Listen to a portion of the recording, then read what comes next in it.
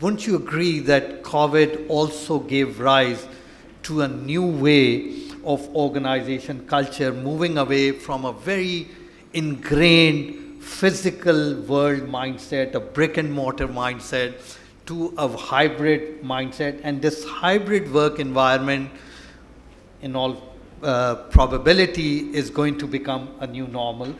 And this will give rise to a new kind of leadership and also a new kind of employee behavior. So I want you to touch upon your views on the way hybrid work environment has evolved and how you see it going forward, and also its impact on the leadership and also in the people and the culture of the organization.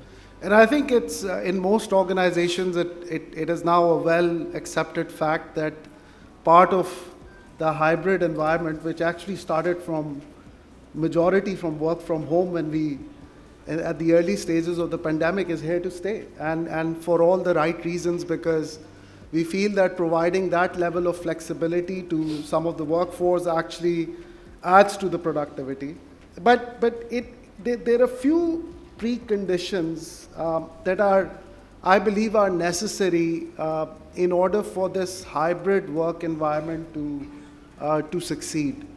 I think number one, and most of all, is that it works only in an environment of trust, right? If there's an overall environment of trust between the employee and the organization, between a subordinate and a manager, be at whatever level, that's an important conditionality, because the individual is not exactly sitting in the office at all times. By definition, hybrid means that a considerable amount of work will be done from home or from elsewhere. So I think presence of that trust in the organization is very important. The second thing is to ensure that the right tools are present, which allow for open communication and collaboration. And this is I'm not saying anything new. I think we've spoken a lot about silos and open communication, but when you look at it from a hybrid perspective, it becomes that much more important. And last but not the least is presence of very transparent and very fair performance management systems, right? So if people are working from home, you have to have a system which judges them for what they deliver, rather than whether they're showing up to work at 9 and leaving at 6 or what have you. So, it's really about encouraging open communication, empowering people with the right tools, having the right fair performance management systems under that wider umbrella of an environment of trust. You have this, and you will have hybrid working environments successful. Otherwise, it'll be a problem. So I think, and you touched upon the value of trust. And the value of trust also means moving away from what we call this body in seat mentality, where leaders think that people will only work when they are sitting in front of them. And employees, by the way, also feel that they will also deliver when somebody is having a close watch on them. And this whole thinking will evolve to an outcome-based leadership style and organization culture, where you don't hire people to be there for 8 hours. You hire people to produce what they are hired for, and you focus on the outcome instead of the physical presence of the people. And that's so I'm so glad you touched upon trust.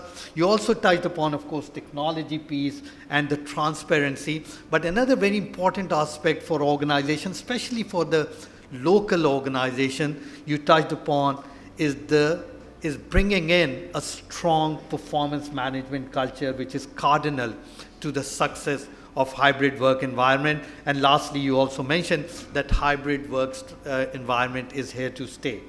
What we need to do to make it successful will determine how our organizations and corporate sector will move ahead.